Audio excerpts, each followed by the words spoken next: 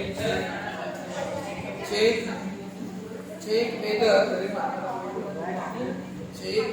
whether 25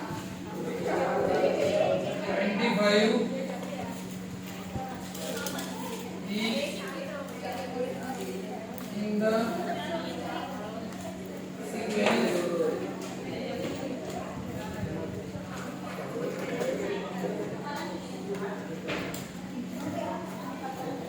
check whether 25 is in the sequence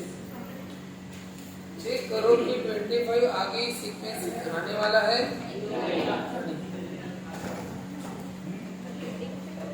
इस sequence में 25 आगे है या नहीं उन्होंने सीक्वेंस बोला क्या बोला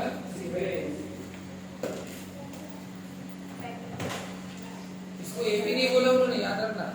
फर्क पड़ता है एपी बोलेंगे अगर कभी भी एपी बोला ना हम डायरेक्ट टीएन का फॉर्मूला अप्लाई करते टीएन का फॉर्मूला है a plus n minus 1 D. अब आगे 25 है कि नहीं ये पूछा क्या करना पहले इसे एपी है कि नहीं बताएंगे गिवन सीक्वेंस इज ये गिवन सीक्वेंस इसमें T1 T2 T3 और T4 अभी एपी है कि नहीं चलो चलो एपी है कि नहीं कैसे बताते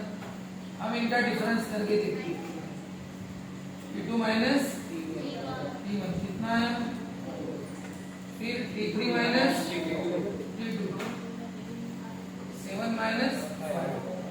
फिर T4 माइनस T3 है मतलब सबका डिफरेंस कैसा है हियर क्या लिखते याद है क्या difference between any two consecutive terms is constant here क्या बोलो here difference between any two consecutive terms is constant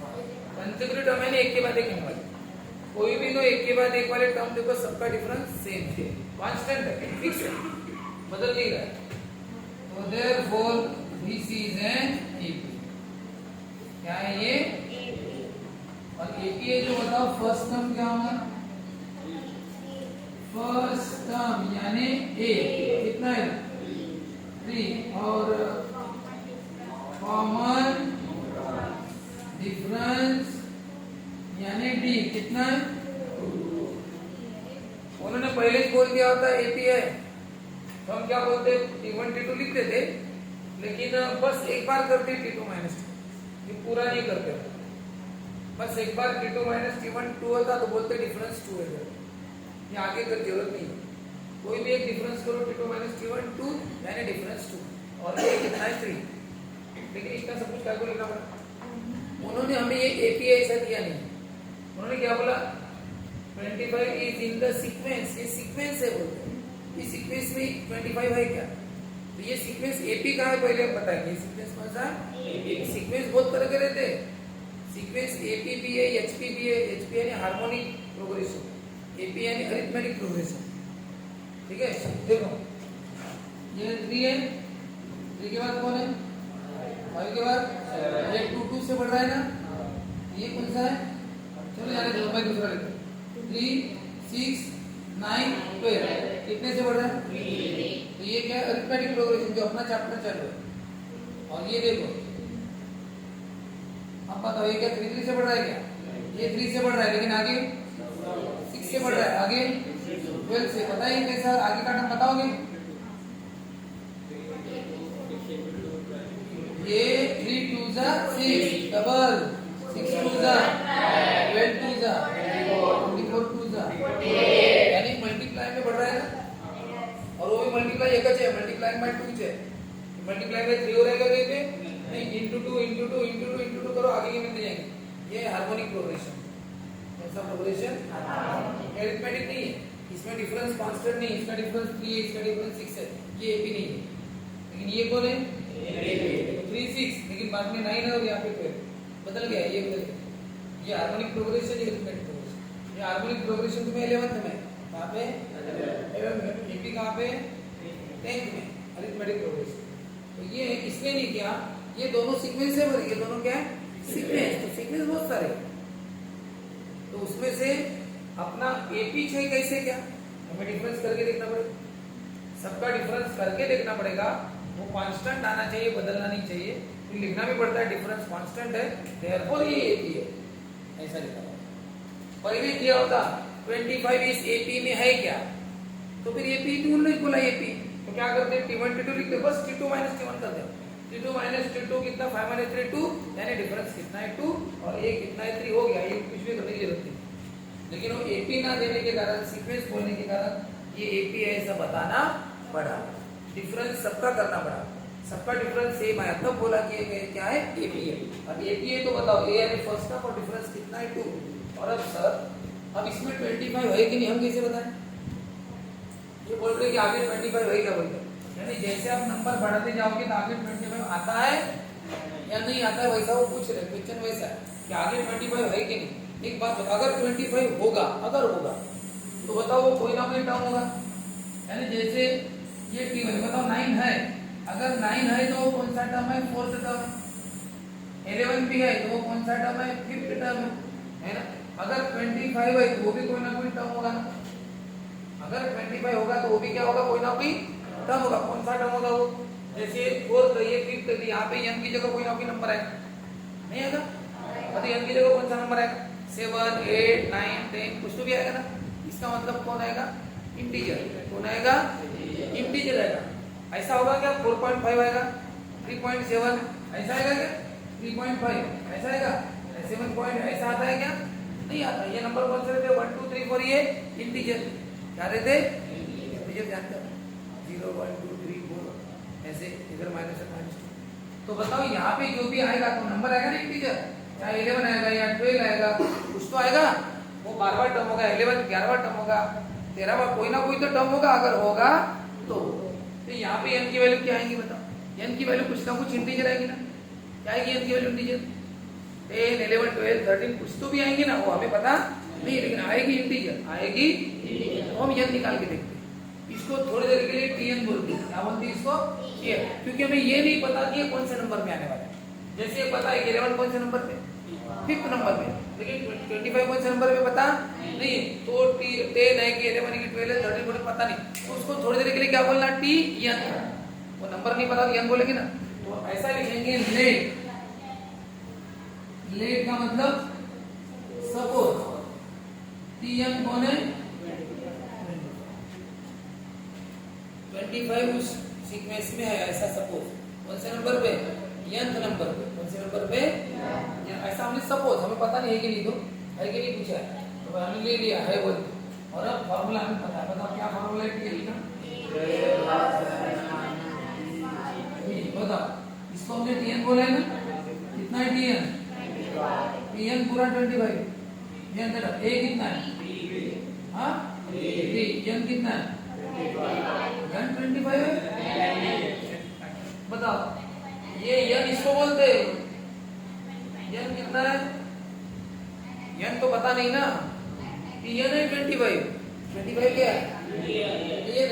n नहीं है, अरे n और Tn में फर्क है, बताओ यहाँ पे n कितना है, n कितना है 4, और Tn कितना है 9, मैंने 4 बोला, उसका नंबर बोला, उसकी पोजीशन बोला, तो 4th पोजीशन है, उसकी पोजीशन है 4, लेकिन 4th पोजीशन वाला टर्म कौन सा है, तो 9, ये टर्म रहते हैं, क्या रहते हैं, वो जो नीचे लिखा रहता है वो उसकी पोजीशन रहती है। टर्म कौन सा है, 7 ये टर्म है, 9 ये टर्म है, वो एपी के टर्म्स है, और नीचे उसकी पोजीशन रहती है, 3rd पोजीशन है, 4th पोजीशन है, 5th पोजीशन, वैसे इसकी nth पोजीशन है, तो वो n आपको पता नहीं है, इसकी पोजीशन कहाँ पता है तुम्हें, हाँ पूरा टर्म पता है, nth टर्म कौन सा है 25, पूरा टर्म हमने वो टर्म लिया ना, कितना लिया 25, और वो ये नहीं पता मतलब डिफरेंस कितना है, ऐसा 2 लिख लिया इंटू 2 लिखो। चलो बोलो कितना होगा 3 प्लस ये 2 ने क्या किया ब्रैकेट को, दोनों को करेगा ना 2 इंटू n 2 1 जा बोलो 3 माइनस 2 नंबर और प्लस कितना है, इधर कौन है, चलो n की वैल्यू निकाल दो। पहले किसको भेजूं, 1 से इसको 1 को क्या होगा माइनस बचा कितना 2n, अब ये 2n रहने दो कितना होगा 24, फिर 2 ने मल्टीप्लाई किया क्या करो डिवाइड, बताओ कितना आया, n की वैल्यू कितनी है, आप जिसको tn बोल रहे थे आप क्या बोल रहे थे इसको tn, तो बताओ n है उसकी पोजीशन कितनी है 12 क्या है उसकी, यानी वो 12वें नंबर पर, किस नंबर पर 12th टर्म है, वो कौन सा टर्म है, बताओ n की वैल्यू सही मिली ना, n की वैल्यू क्या मिली 12 11 10 कुछ तो मिली, तो क्या मिली आपको 10, आज क्या मिली n मिली, कितनी मिली 12, here n equal to 12 is an integer, क्या है वो, here n equal to 12 is an integer है वो, n इंटीजर आना चाहिए है ना, n की वैल्यू क्या आनी चाहिए इंटीजर बराबर 12 पोजीशन, तो देयरफॉर ठीक है 25 इज इन द गिवन, कौन से नंबर पे वो भी बता देंगे, tn 25 था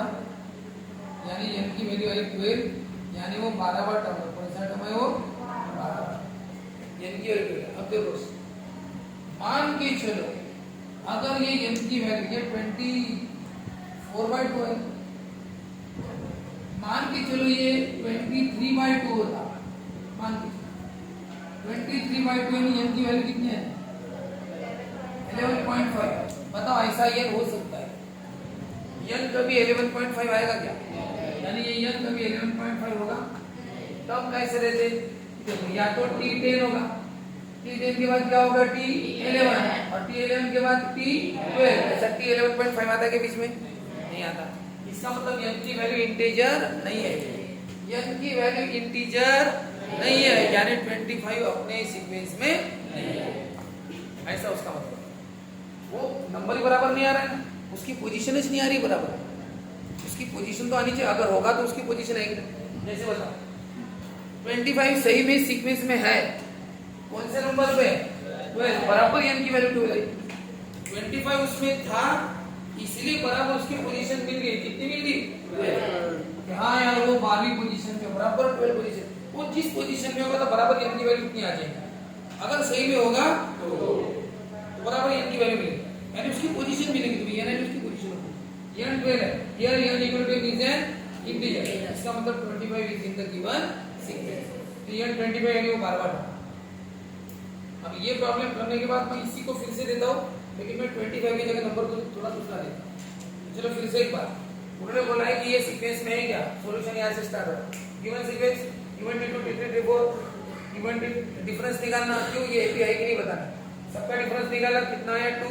कंसेक्यूटिव टर्म का डिफरेंस कितना है कांस्टेंट है, इसका मतलब क्या है ये एपी, और एपी है तो बताओ फर्स्ट टर्म कौन है 3, डिफरेंस कितना है 2, और हमें पूछा कि 25 है यानी थोड़ी देर के लिए है बोल देना, सपोज 25 कौन सा टर्म है n टर्म, कौन सा टर्म है आगे है वो n टर्म है, पता नहीं कौन सा लेकिन n देखो फॉर्मूला tn a 3 n पता नहीं, और t कितना है 2 into n 2n 2 1 जा 2, नंबर एडिशन 3 - 2 1 प्लस 2n 1 इधर लो -1 कितना हुआ 24, 2 ने मल्टीप्लाई किया 2 ने क्या करो डिवाइड, कितना आया 12, n की वैल्यू क्या मिली इंटीजर मिली, इसका मतलब 25 सीक्वेंस में है, करो फटाफट, क्या आने वाला है 23, और उसके बाद क्या आता है 27, तो ये 23 कौन सा टर्म है 11, 27 है ना, ये एक्चुअल है, अगर आपको पूछा कि 24 इसमें आता है क्या, बताओ आता है क्या, लेकिन अगर पूछा आता है या नहीं बताओ, तो देखो question state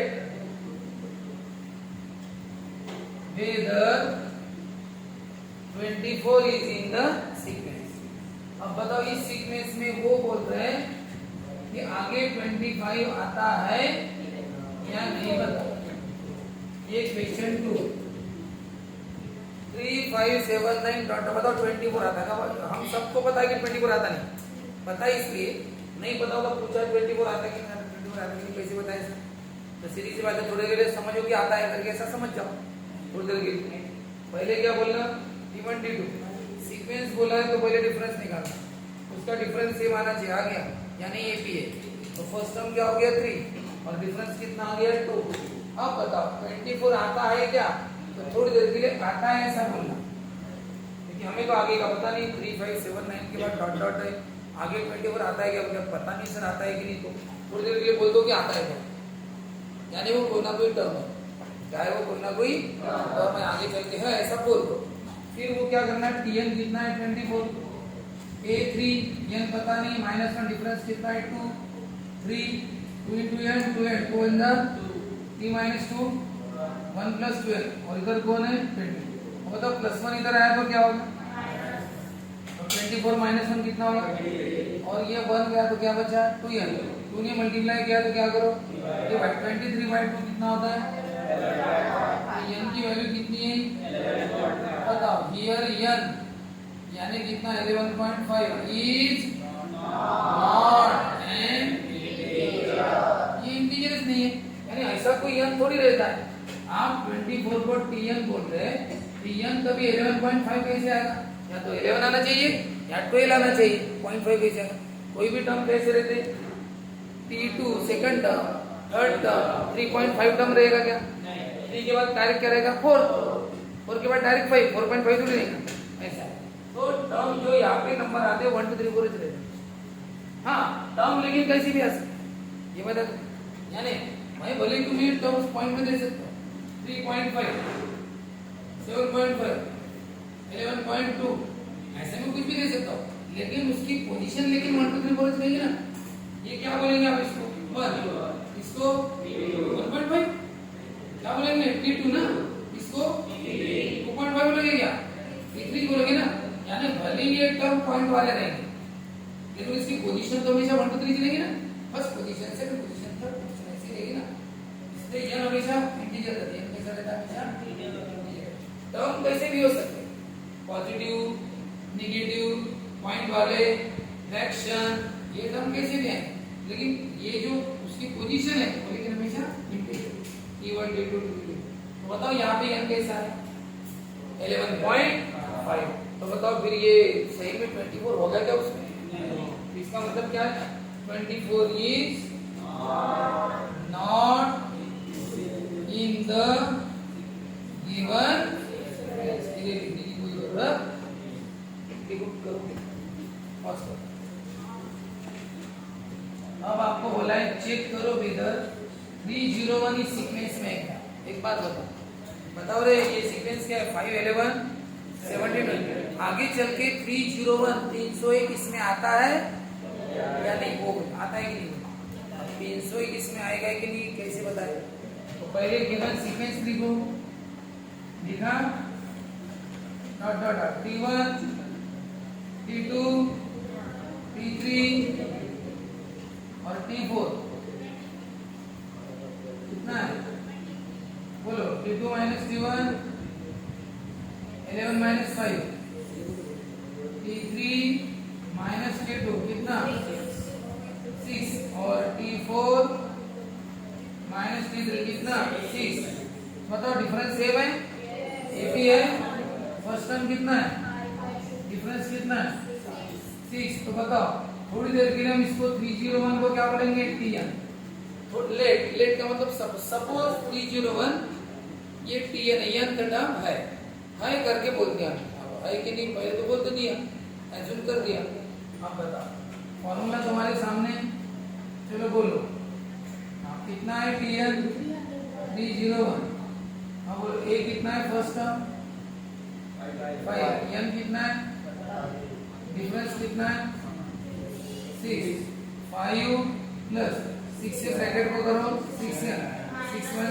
6 5 minus 6 minus 1 plus बताओ -1 को भेज दी इधर, तो -1 इधर आएगा तो क्या हो जाएगा, क्या बनेगा +1, बचा कितना 6n, कितना हुआ 6n, 302। बताओ n ने क्या किया, मल्टीप्लाई किया है ना 6 ने, तो क्या करो बताओ 302 बाय 6 कितना होता है, 6 5 30, 0 ऊपर का 2, क्या देना पड़ेगा पॉइंट, बताओ क्या होगा 6 0 0 और 6 3 अरे 300 तो होता नहीं, पॉइंट नहीं है, 3 0 0 यहाँ पे पॉइंट है, 50.3 कितना आया। अब आप बताओ यह इंटीजर आया क्या, 50 होता है, 51 होता तो चलता, ये देखो ये 301, अगर 50 होता तो T50 50वां टर्म बोलते, या 51वां टर्म बोलते उसको, या तो 50वां टर्म या 51वां टर्म ना, वो 50 आया ना 51 आया, कितना है 50.5, ऐसा हो सकता है क्या, नहीं, इसका मतलब here n is not an integer, therefore 301 is not in the given space, क्योंकि n बराबर नहीं है। ठीक है, आज हमने वही प्रॉब्लम किया।